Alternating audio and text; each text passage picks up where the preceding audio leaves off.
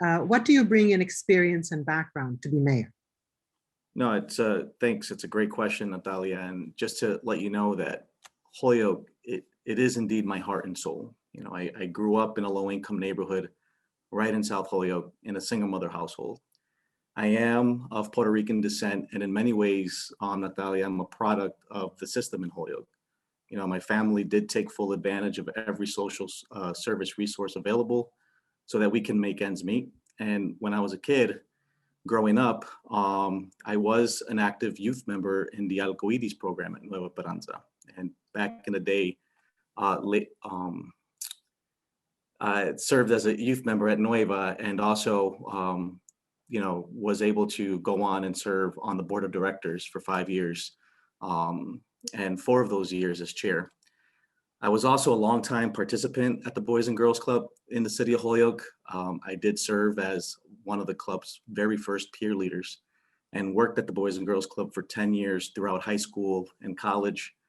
I went to the Holyoke public school system, attended Westfield State University, majoring in psychology with a minor in regional planning, and later earned a master's degree in public administration in 2012. I also, worked at the Housing Authority, worked at the Pioneer Valley Planning Commission as its municipal services manager, and now as the town administrator in Blandford, where I've been for the last 3 years. And I'm sharing this brief background with you because I do strongly believe that my combined experiences, coupled with my education, has indeed equipped me with the diverse and broad skills necessary to advance in this complex field of public administration, specifically as mayor for the city of Holyoke. That's my background and a brief version of my experiences. And I do hope that I can be able to take these experiences and implement them and improve our city. What are your goals as mayor? My goals, really, I'd really like to cultivate and establish an environment at City Hall, not just in City Hall, but in our neighborhoods, in which we can connect, build, and grow together. There are challenges ahead, but I don't think it's not anything that we can't solve if we work together and support initiatives that advance quality of life in our neighborhoods. To do this, I do look forward to working in collaboration with our council and department heads to make the necessary system changes that will safeguard public funds, protect local assets, and meet the best standards of efficiency and service. Once we have our house in order, I think at that point we'll be able to properly support the departments that do the important work. At that point, we can experience or see a much stronger economic development experience, vastly improved public schools, public safety departments that become best practices for other communities, municipal services that we can all be proud of.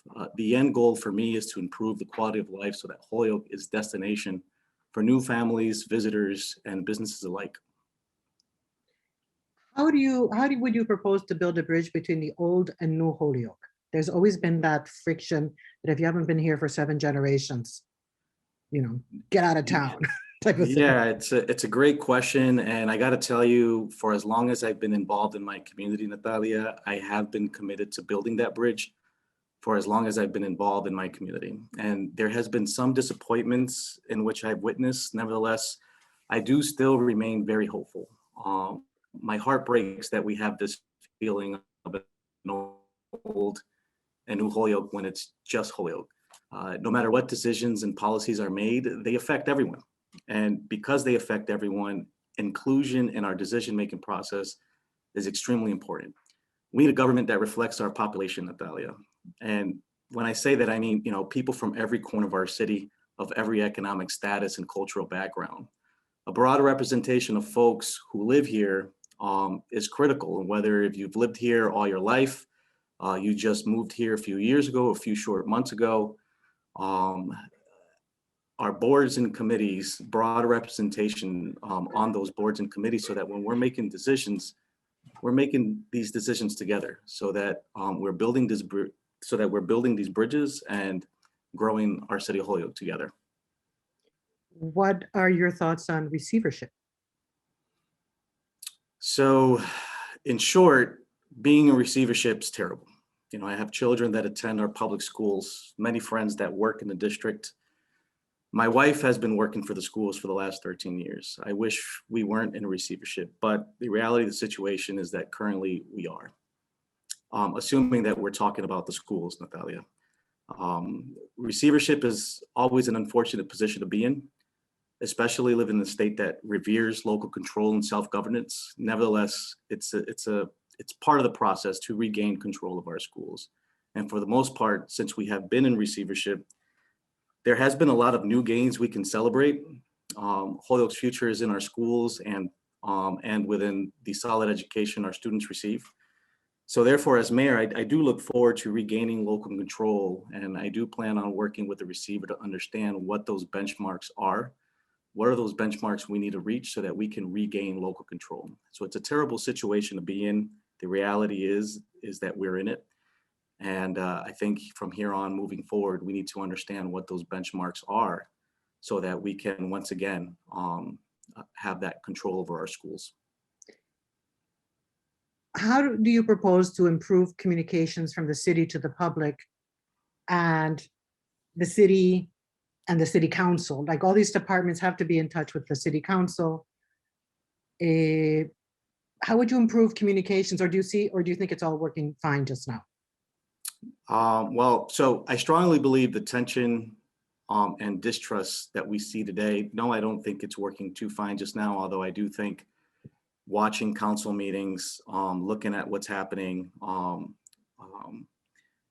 there is an intent to try to improve those communications. I love Holyoke Media and what this organization is trying to do.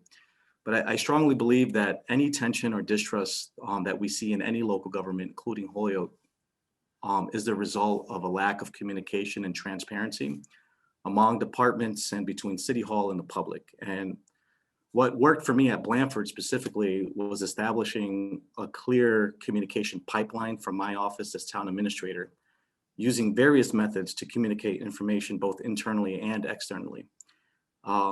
It was because of our transparency that trust in local government was reestablished as the town pressed forward with enhancing the quality of life for residents. And it's something that we need to work on and reestablish within our local government as well, so that the community understands that we're working toward improving the quality of the services that they expect. What are the most pressing issues facing businesses, and how would you propose to resolve them?